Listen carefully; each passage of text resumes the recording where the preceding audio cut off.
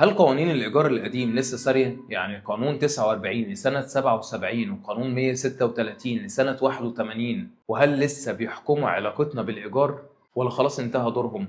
خليني أوضح لك إن القوانين القديمة زي قانون 49 لسنة 77 وقانون 136 لسنة 81 هتنتهي وهتتلغي بعد مرور 7 سنين من تاريخ تطبيق القانون، لكن المهم هنا هو إن تاريخ تطبيق القانون وما بدأش حتى الآن. يعني طالما مفيش خطوات تنفيذية بدأت يبقى القوانين القديمة لسه سارية ومستخدمة في الواقع العملي، وبالتالي الكلام عن انتهاء العمل بالقوانين القديمة في 2032 كلام مش نهائي ومش رسمي، لأنه معتمد على بداية التطبيق اللي لسه ما حصلتش.